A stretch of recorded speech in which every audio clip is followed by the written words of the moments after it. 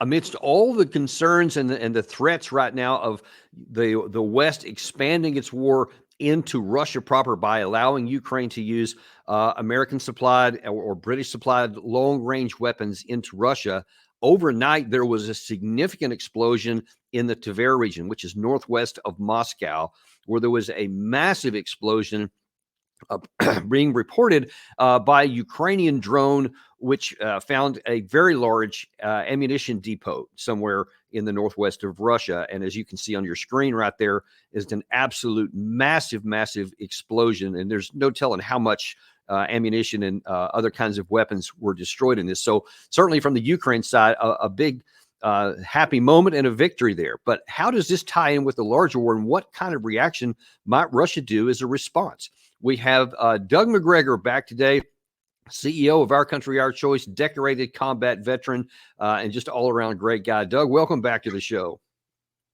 Thanks, Dan. I appreciate it. Yeah. Listen, I just kind of wonder what some of your thoughts are here when you're seeing this, because it's being reported that there was a drone, a Ukrainian drone. No question about so far where it originated, because you look on a map and there's some NATO countries that are pretty close to that, and it seems odd that a drone would be able to fly from Ukrainian territory all over the Russian heartland to land on that.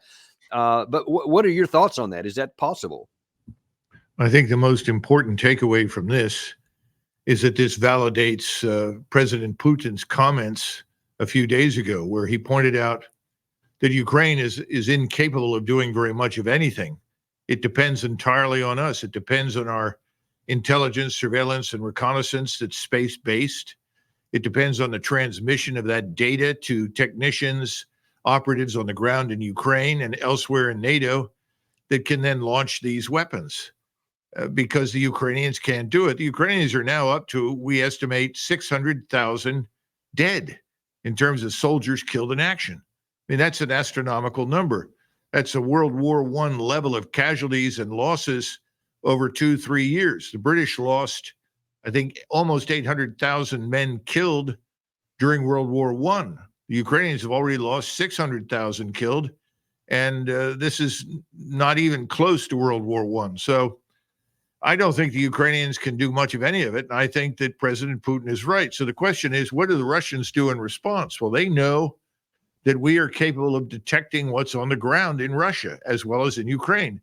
They can also detect what's on the ground in Germany and Poland as well as in Ukraine and the Baltic states. I think we'll see the launch of substantial numbers of hypersonic missiles that will have a devastating impact inside Ukraine. Now, whether or not they will move beyond that and now attack installations in Poland or Lithuania, Latvia, Estonia, I don't know. Putin has been the adult in the room to this point, Dan. He's the one who has contained the conflict. He's the one who's exercised restraint. We haven't. We keep pushing and pushing and pushing the envelope. And I think it's important that we keep in mind that very recently on Friday, there was no announcement about the United States' support for the use of long-range strike weapons against Russia.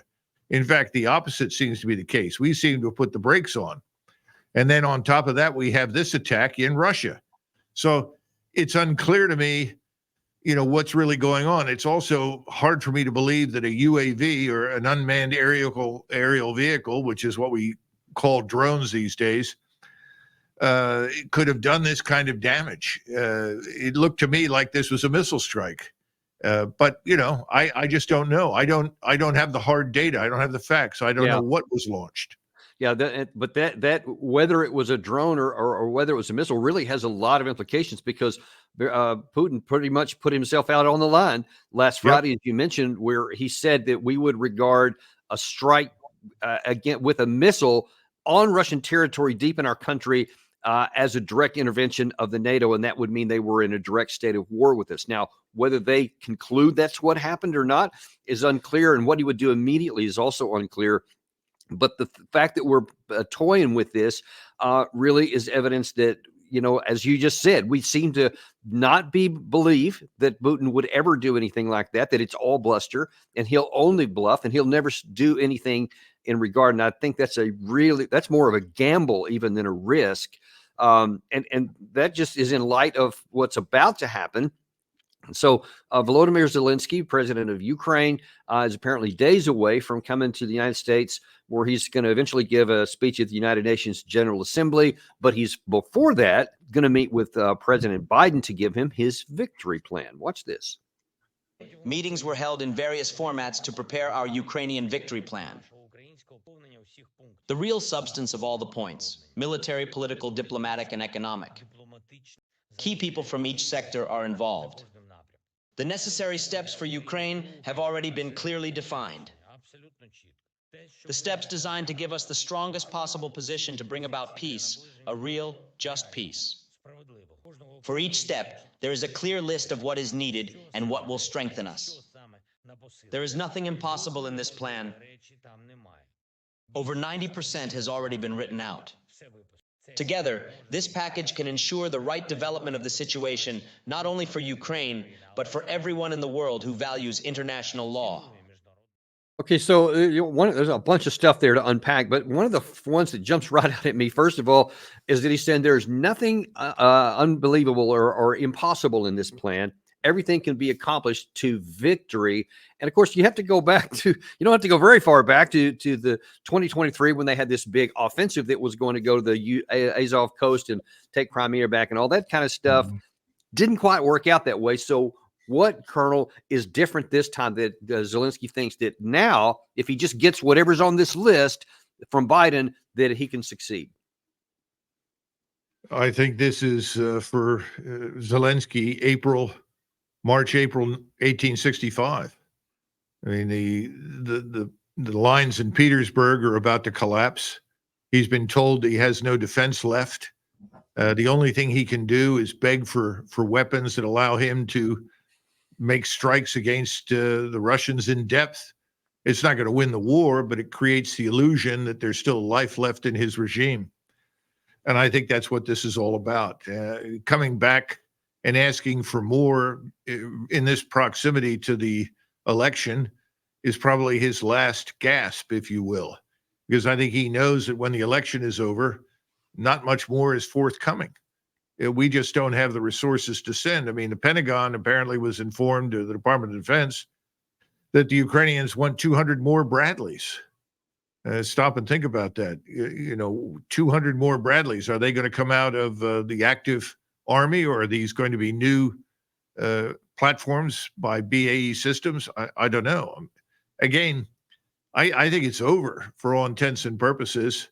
And I think that Putin has got to weigh carefully what he wants to do, because, again, he has no interest in widening the war. We're the ones that seem to want to widen the war wherever we go, whether it's Europe or the Middle East.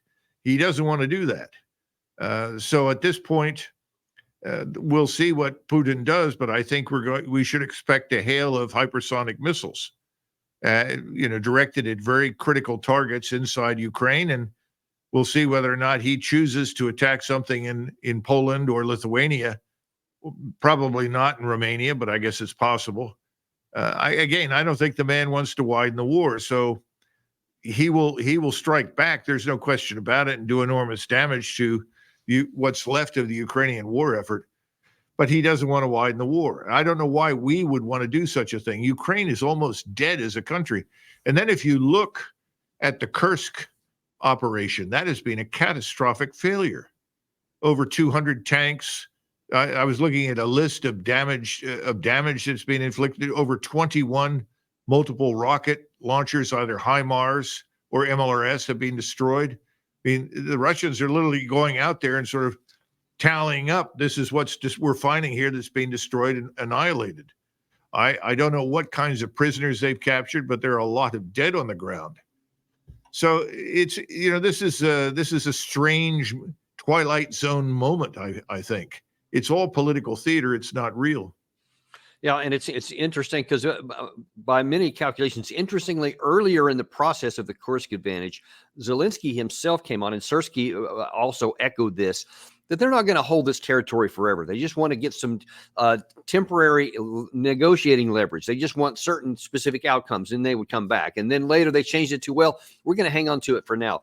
And I think that based on the fact that Zelensky is now days away from a meeting with Biden because of the political things. He can't withdraw now, but it's suicide to keep these guys out there. And by the way, I got an email from somebody who has access to a foreigner actually fighting in this zone, and they say that the Ukraine side is just getting slaughtered. Apparently, these numbers are true about all the casualties, and Ukraine has to keep flooding more and more troops in there to keep it from collapsing before his UN General Assembly briefing, or it's going to undercut what his message he's trying to sit. Now, in the possible, keep your fingers crossed hope, the U.S. administration's comments so far about this peace plan are not exactly warm and fuzzy. Watch this from our U.S. ambassador.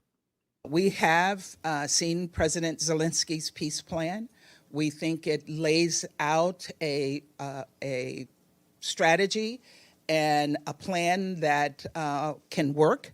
And we need to see how we can promote that as we engage with all of the countries, the heads of state, who will be here in New York.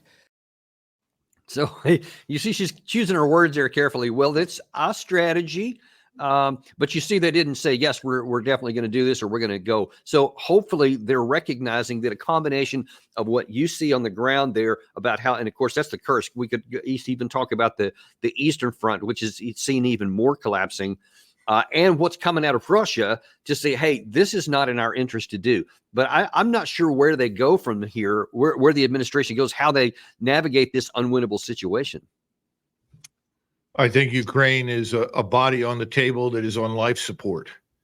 And what they're arguing is that we should provide more adrenaline and put it straight into the heart yet again in the hopes that somehow or another this comatose patient will awaken, stand up, and fight to victory. It's not going to happen. It's over. So, yes, will we provide more adrenaline? Well, they haven't hesitated in the past, Dan. So I suspect that that's what we'll see again.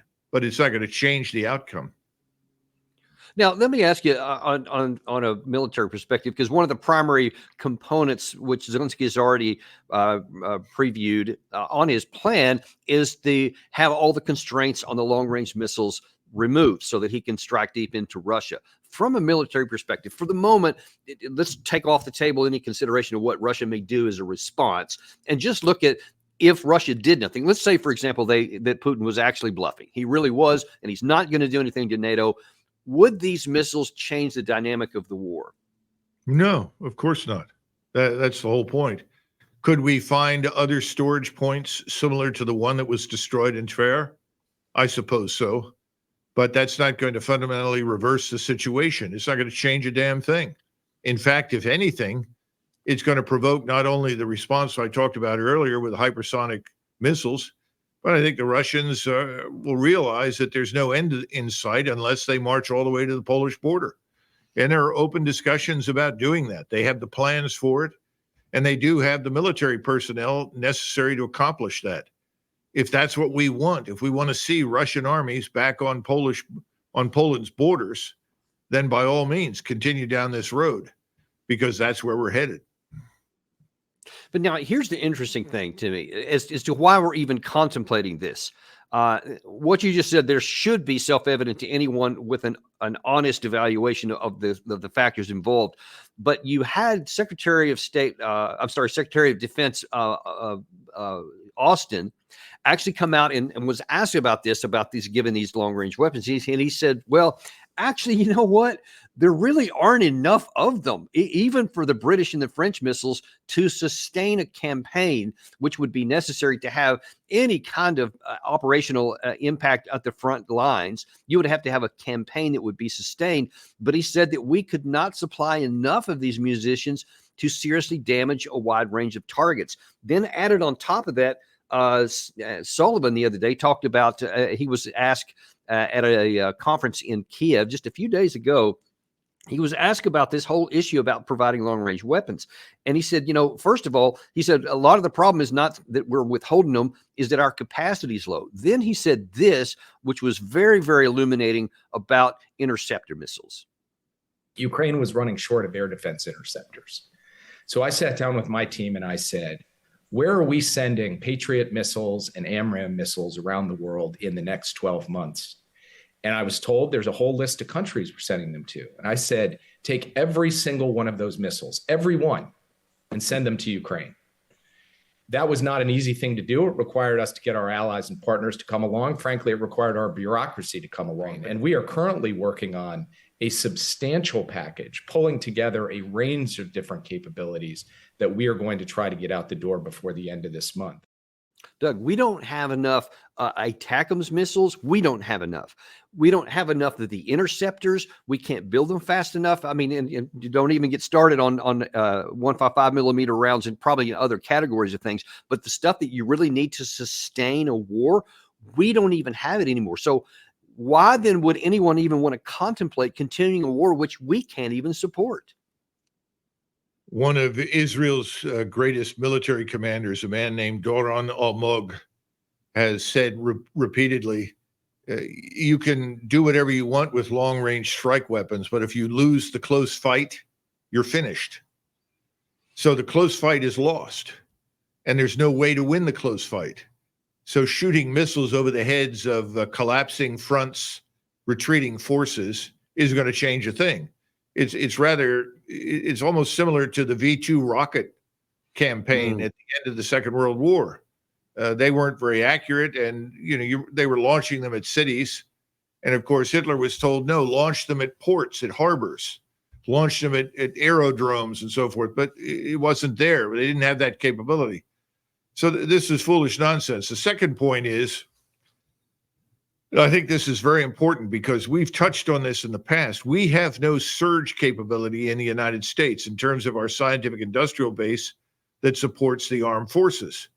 Every time the Patriot engages, it fires 3 missiles at every incoming target. Well, at that rate, you're going to exhaust the missiles that you have in your magazine very, very quickly. And that's what's happened. We can't build them quick enough in order to make a difference. So we don't have the munitions. The same thing is true for AMRAAMs.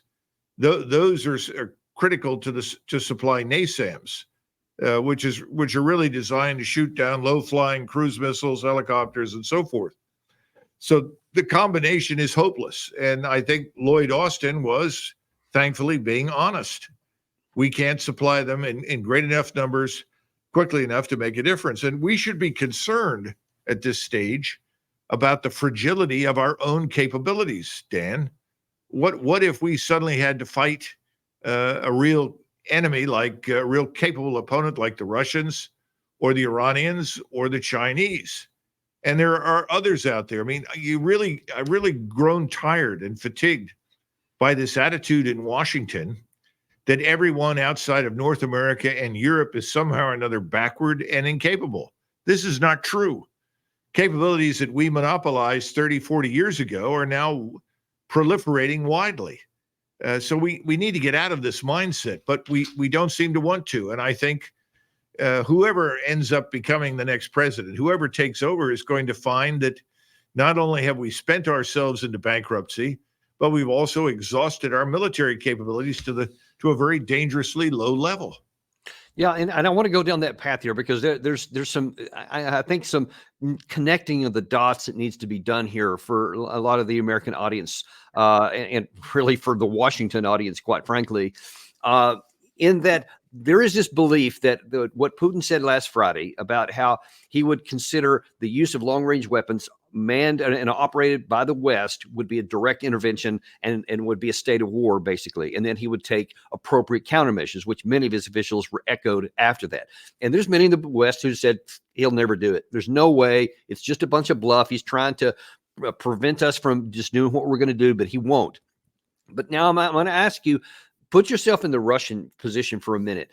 And you just saw the National Security Advisor for the United States admit that there is critical low stockpiles worldwide for our interceptor missiles. You saw the Secretary of Defense say that we don't even have enough of the long-range missiles to give to Ukraine, much less to use on our own.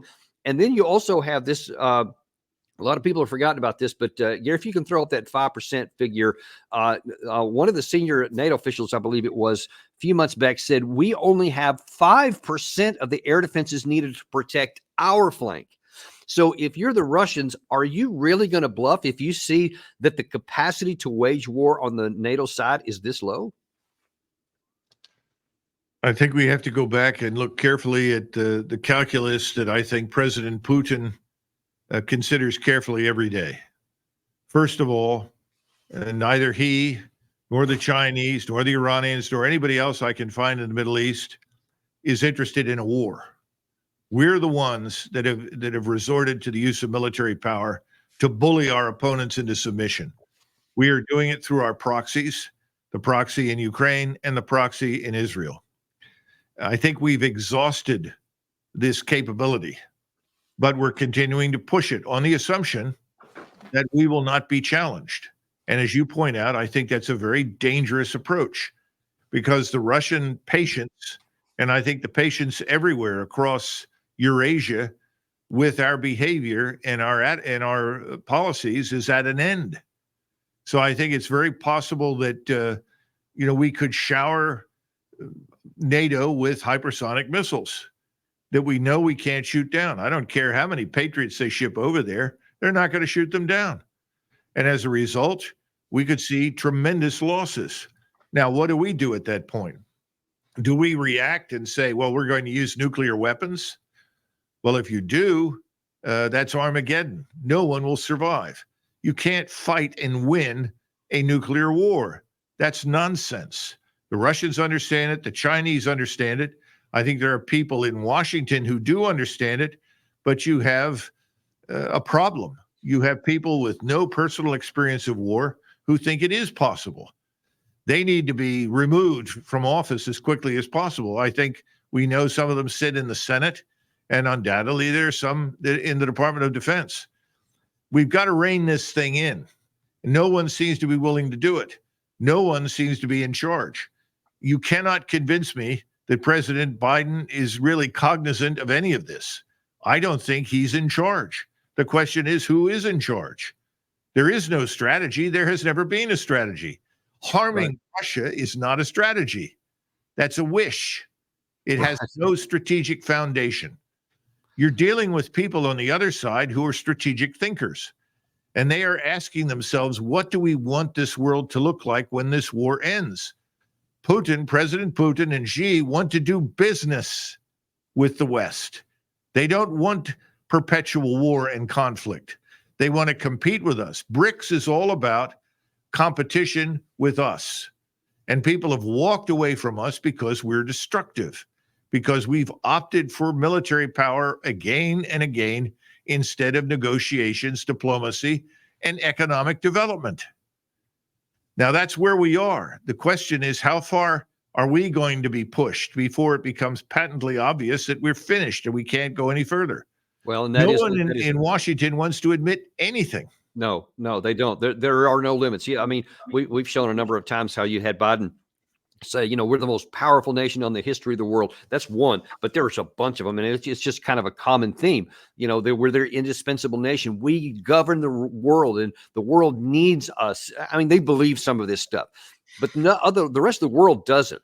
So here's the problem. Anytime you're talking about this issue here, especially with the potential between NATO and Russia, nothing exists in a vacuum. It's all connected to other things, and that's already happening.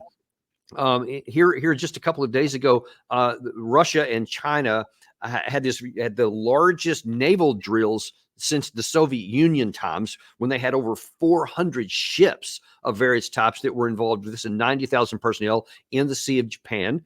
I think that's actually still going on as we speak here. And then also there's been an increase in air closing to U.S. Territory near the Aleutian Islands. And General Ryder was asked recently about that. Watch his answer. There's been, I think, up to 28 different incursions by Russian and Chinese aircraft around Alaska in the last several weeks. What is going on from your point of view? Well, as I think you heard my colleague Sabrina mention yesterday, I mean, we're certainly aware of that. To my knowledge, those aircraft did not enter into U.S. airspace. And it's not the first time that we've seen the Russians and the Chinese flying, in the vicinity. And, that's something that we obviously closely monitor. And it's also something that we're prepared to respond to. But in this particular case, it did not pose a threat to U.S. national security. And I'd refer you to the Russians in terms of why they feel compelled to want to look at the United States a little bit closer. But the numbers are certainly on the rise. There's been many more incursions than over past years. In terms of why those numbers are what they are, again, I'd refer you to them. I'd refer you to them. What is your assessment of why Russia and China would be choosing this time to increase their patrols? I know a lot of this happened in the Cold War, but it hasn't since. Why now? Well, remember, we've talked about this before, about the capacity of the Russians to horizontally escalate. In other words, you do something to us in northern Russia or southern Russia, whether it's Ukraine, White Russia, or somewhere else, we can act in the Pacific. In other words, we have the capacity to make life miserable for you. We can cause you to stretch your resources to the breaking point. I think that's really what this is all about, because again, they're not interested in a war with us. That's the last thing in the world that they want. And we know that. We know that because we have intercepts that tell us that. Are there hotheads on the other side? Of course, you have hotheads in Moscow. You've got some hotheads in Beijing. But the people who govern, the people that control the power in those states are completely disinterested in a war with the United States and NATO. So this is another exercise in trying to signal us in a rather straightforward manner that if you really want this, you're going to end up in a global conflict. And that, of course, has been the warning that people like Professor Mearsheimer and RFK Jr. and many others have sounded repeatedly, that what starts in one area can rapidly spread and engulf the whole world. We have no interest in this. The American people have no interest in this. This is a rogue element in Washington that is taking us down a road that we would never support. But when is the last time that anybody debated these things in the Senate or the House? When's the last time that anybody asked for a declaration of war? Instead, we get these authorizations for the use of force, which are open-ended and drag on in perpetuity. The American people haven't paid attention. They're comfortable. Well, they're about to become very uncomfortable if we proceed down this road any further. Yeah, and I want to highlight there, all those authorizations for the use of military force, those have been against, as you have said many times throughout the last couple of decades, against places that have no air force, no navy, no logistics, no armored forces, etc. It's just a bunch of weak things. So you can do whatever you want, and it literally can drag on forever because none of them can do anything against us. That's not the case if we start talking about state-on-state conflict, and that was really highlighted recently and apparently forgotten by many in Washington. There was actually a number of recent examinations of what would happen in a simulated war if the United States, for whatever reason, got into a fight with China. And the Center for the Strategic and International Studies a year or two ago came out and said, the U.S. could lose up to 4 aircraft carriers defending Taiwan, and somewhere between 200 and 700, depending on the circumstances, aircraft that we could lose on that. And it's ironic because they only looked at the first 30 days of the conflict, and they claimed that China failed because they didn't win in 30 days. But of course, China doesn't think in those terms, and we would be out of resources. And that was one of the big takeaways, is that we would run out of critical missiles, especially for ship defenses, within weeks, and we wouldn't be able to restock them. Ergo, the ships are going to the bottom of the South China Sea, etc. And now then you take away our ships there. And again, this is all connected. So now what do you think Russia's going to do? What would China do if they get into a fight? I think that they see that our capacity to defend is quite limited. We are still organized to refight some version of World War II. We are reliant on the instrumentalities with which we fought the Second World War. We are living with a National Security Act that was passed in 1947 that effectively codified the way we fought the war. Now, here we sit. It's 2024. We're in the 21st century, but our thinking is stuck in the middle of the 20th century. And we are victims of this disease called gunboat diplomacy, that we can somehow or another bully everybody and they'll submit. They'll go along with what it is that we want. Those days are over. And if we push this much further, we're going to get a taste of our own medicine. But it's not going to be in the form of World War II instrumentalities. It's going to come in the form of hypersonic missiles that are satellite guided and based, and we're going to lose our satellites. We're going to see satellite arrays disrupted and destroyed. And once that happens, we are in a great deal of trouble because we are much more reliant on that than anybody else. And the Russians and the Chinese and others are prepared to send up satellites very quickly. No one has paid attention, but very recently, Iran launched a satellite. And they had the capacity to launch satellite surrogates. These are aerostats and unmanned systems. We aren't prepared for the long haul. If anything, we are a short-fused fight. That's our orientation. We go in, we bomb people into submission, and then we land, declare victory, and dictate policy. We're not ready for the kind of fight that would ensue if we were up against the continental powers of Eurasia. We do not have tens of thousands of aircraft. We don't have tens of thousands of missiles that we need. The whole thing is a catastrophe waiting to happen. Instead of pushing this envelope, we should seek an alternative solution and get out of the mess that we're in. Anybody looking at our position today rationally would say it's time to disengage from these conflicts, retrench. We've got to throw away this old force structure and build a new one, something that fits the needs of the 21st century. No one wants to go there. We make money from these old platforms, this old way of doing business, this old structure that has 44 4-stars in it. It's absurd. I wonder, Doug, if you can kind of talk about in a little bit different context. We have an army that I think the last number I saw of active duty is somewhere around 450,000, 460,000 troops. The vast majority of which are support and logistics and other kinds of things, maybe 80, 100,000 fighters total in our active force right now. We just saw that Russia has expanded, has given a decree to expand another almost 200,000 to now 1.5 million active forces in their army. Now, they have been dramatically reshaped and reorganized since 2022. So what is the net of where our army is right now and where the Russian army is going to be, say, by the end of this year? Well, you're also dealing with two very different forces.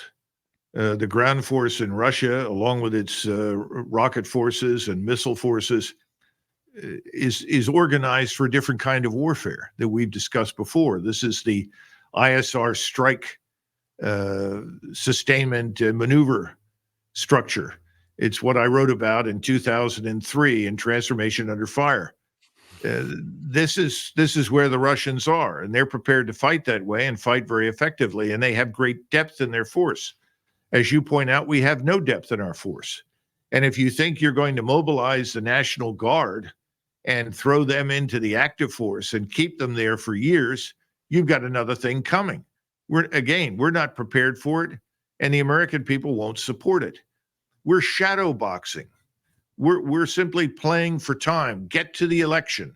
When the election is over, well, then we can all cut our losses and move in new directions. But right now, we're playing for time. It's a serious, serious strategic mistake because we risk being more than simply embarrassed.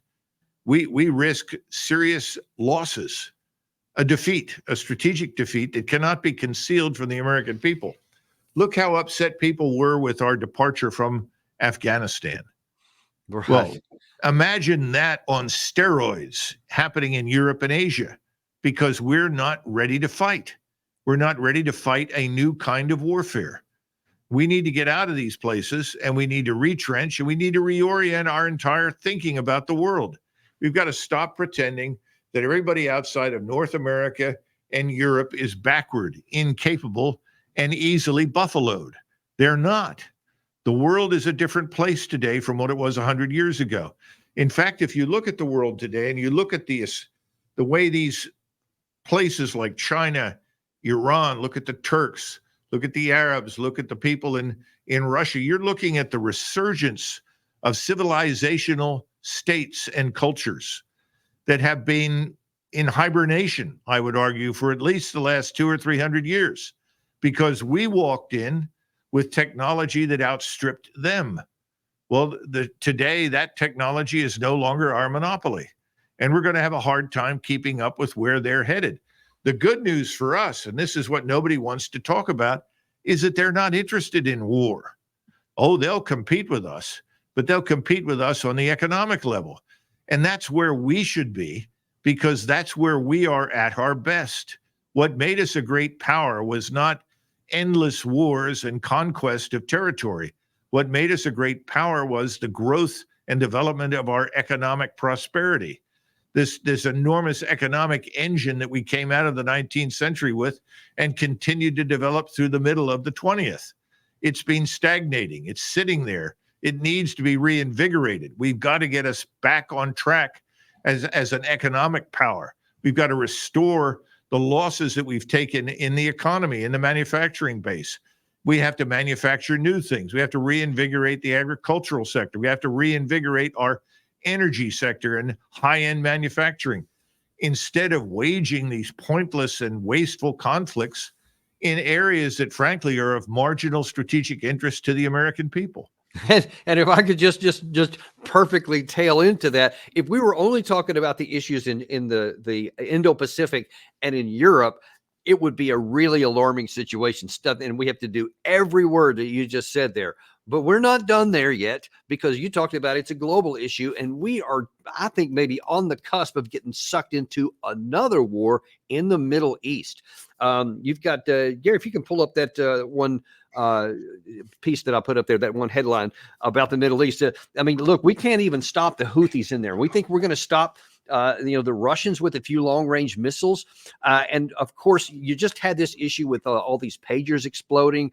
And it looks by all accounts that Netanyahu's trying to do everything he can to launch into a new war in Hezbollah in the southern Lebanon, which he's said is a new war aim. He continues to do things to try and spawn attacks by by Israel, Iran against Israel. Because we have said many times that if Iran does anything to Israel, we'll immediately come to their aid militarily. So it is in Netanyahu's interest to try to spawn a war, and we don't seem to be able to stop him. We kind of are on a path that if anything happens further in there, that we are going to get sucked into the war. How do you see that playing out? Well, I think your description is accurate. Both parties right now are merging into the uniparty. Just watching the footage of those illegal. This resolution. And so. Sorry about that. It's all right. They're merging into the uniparty that we're familiar with. And the uniparty is hostage to money.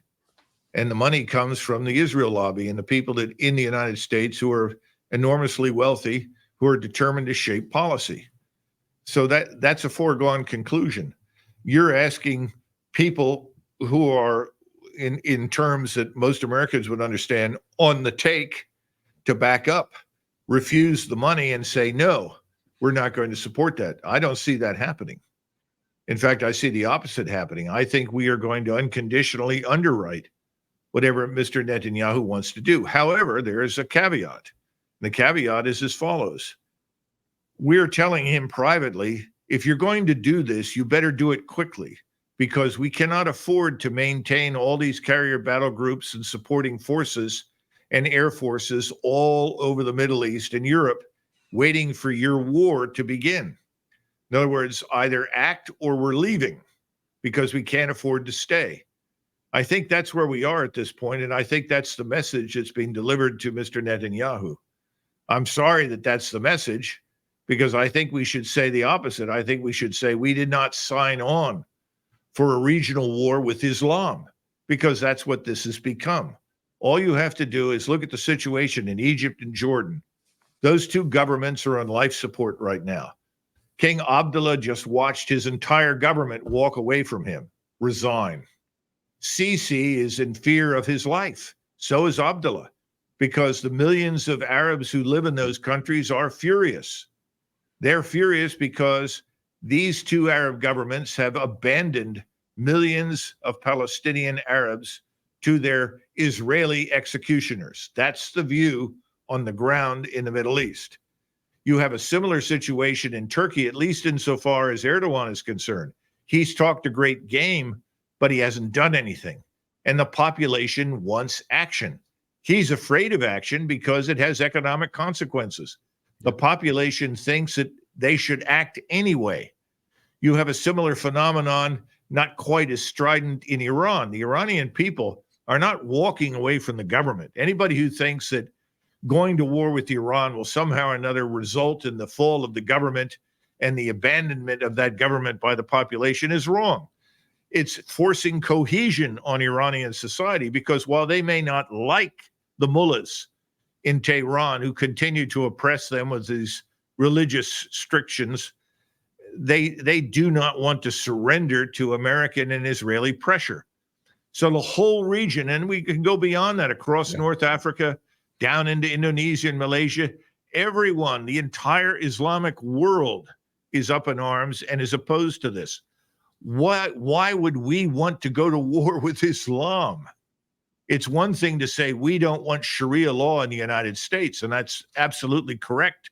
And we should under no circumstances tolerate that here on American soil.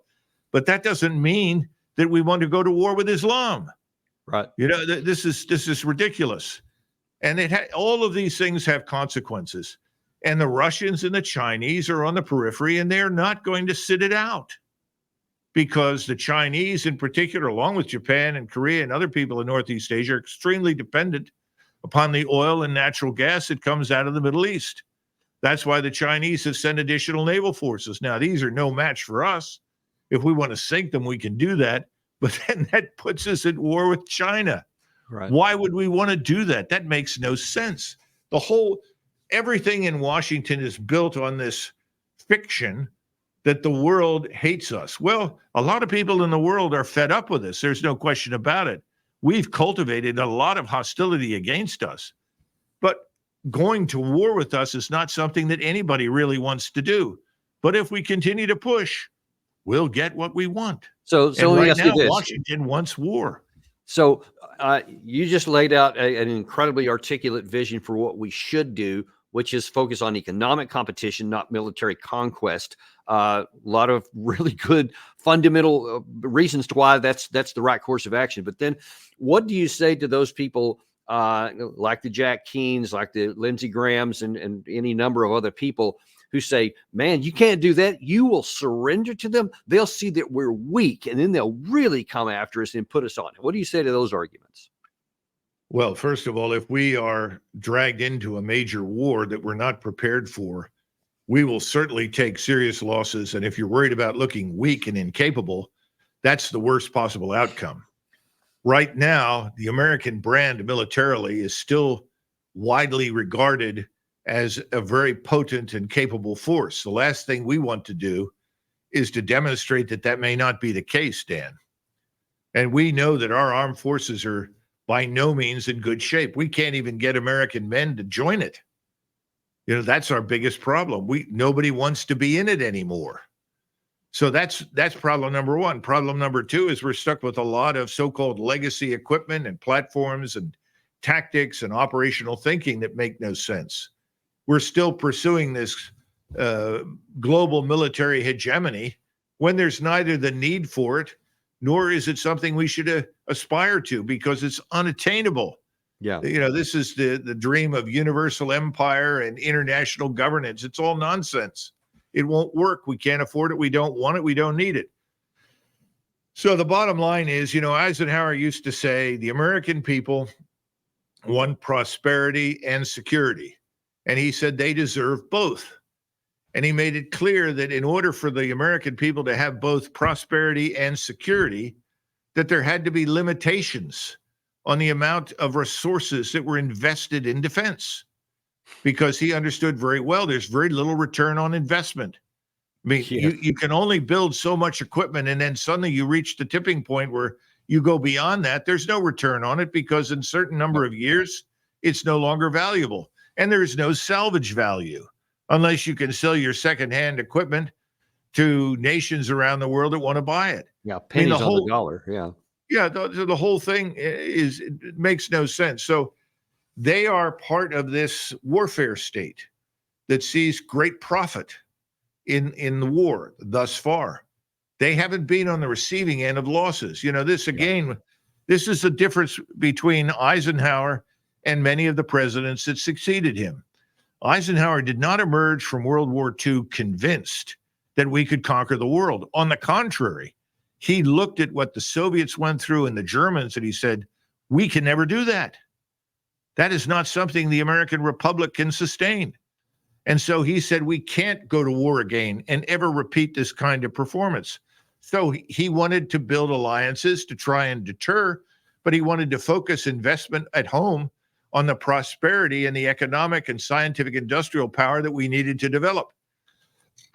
We are still living on the legacy of Eisenhower. That includes our nuclear deterrent. That includes the structure that we live in. Everything is a legacy of what Eisenhower did in the 1950s. Well, here we are in 2021. That legacy has gotten us a long way, but now it's putting us at great risk. We need a new structure, a new way forward, and we have to rebuild that prosperity. Indeed, we do. And in the last bit of time we have here, I wonder if you can kind of war game something out for our audience. I know in conversations you and I have had over many years in the past, is that you've often looked at the British when they lost their empire. And I think that probably World War II, the victory was actually the death knell in some of that. What is the risk to America in the current age if we get broken militarily and we actually get the wars that we're threatening and it costs us everything? What is the impact on the other side of that to American prosperity? Well, I think there's always a danger that we end up like Britain after World War II. Britain was interested in World War I in quote unquote expanding its empire. That's why the Versailles Treaty produced, places like Iraq and Jordan and Saudi Arabia and so forth and Syria. We carved up the Ottoman Empire. We shrank Germany. We were trying to position ourselves. I mean, the British were trying to position themselves to be a world power, only to discover it was an illusion. They ended up getting out of all of those places because it cost them more to be there than they could afford. And as World War II approached, they insisted that they were defending their empire, especially India, the Suez Canal, the route to India, which was the British cash cow. Well, that didn't work out, did it? They lost everything.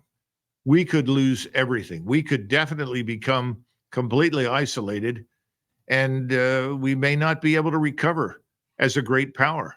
This, I think, is what Mearsheimer and others have talked about, and they're right. You put everything at risk over what you think at the time is important. It turns out it wasn't. When nobody ever bothers to point out, and this is just a sidebar, but when Hitler invaded Western Europe, this was not a war of conquest. He was simply interested in neutralizing Britain and France and the other countries so that he would have a free hand against the Soviets. What if the British had said, fine, we'll back off. You can have a free hand with the Soviets. We would have seen a different outcome. But the British were obsessed with destroying Germany. We seem to be obsessed with destroying Russia. And Russia hasn't invaded anybody and doesn't want to. The whole thing in Ukraine is because we goaded them into it. The Chinese, where are the massive Chinese armies ready to strike into Southeast Asia? They don't exist. And the Chinese Navy, at least a third or more of it, qualifies as a Coast Guard because that's their real objective, is to protect China's coast against who? Us. Yeah. Why are they worried about Taiwan? Because we might put missiles on it. We need to get out of these places and stop threatening everyone. We may discover that we actually have an opportunity to do business and develop ourselves economically. But no one's thinking about that. The British didn't think about it in the 30s. We're not thinking about it now. The outcome was Britain was destroyed. We inherited everything that the British had. They lost everything. There's no one to inherit us. Yeah, except for probably China and Russia would certainly benefit if we felt about that, because I think they could afford the losses much better than we can, because I don't need to read. Well, actually, if you sit down and you talk to them, they don't want to lose us as a trading partner. They don't want our commercial capability destroyed. They want to do business with us. That's what we don't seem to understand. No, we don't at all. And we are definitely locked in this mentality at the so-called elite level that all we can see is the barrel of a gun. And if it doesn't have the barrel of a gun, then they don't even want to talk about it, because what you mentioned means that we have to compete, meaning sometimes we win, sometimes we lose economically, but the nation prospers and is secure as a result. And somehow that's the disconnect that they can't seem to get beyond. That's right. We have what it is. Well, listen, really appreciate you coming on today and giving us man, if there's ever been a clear vision of where we are, what we're risking by going down that militaristic path, and what we could stand to gain by going down this other rational path where we maintain both economic prosperity and security, is crystal clear. And really appreciate that, Doug. Sure. Thanks, Dan. And we appreciate you guys too. Thanks so much for joining us today. And by the way, we have another episode coming up later today, a little different than ones we've had. I'm going to be interviewing General Ben Hodges. And if you've been watching our show for any amount of time, you know very often I take issue with some of the stuff he has. And we thought we'd invite him on the show today to give his side of things. You may be a little bit surprised by how that goes, and then you may not be as well, but you'll get to make your own decisions about how that, about what you think of that. But we're going to give him a chance to have his say. Watch this afternoon. It'll be on our channel, and we will see you. Sorry. Thanks for reminding me, Gary. We also are on everywhere where there's podcasts now. We're on Apple Podcasts, Spotify, Podcast Addict, everywhere where you get podcasts. Just type in Daniel Davis Deep Dive. You got to type all that in, and you will be able to follow us on podcasts. Thanks very much, and we'll see you this afternoon on Daniel Davis Deep Dive.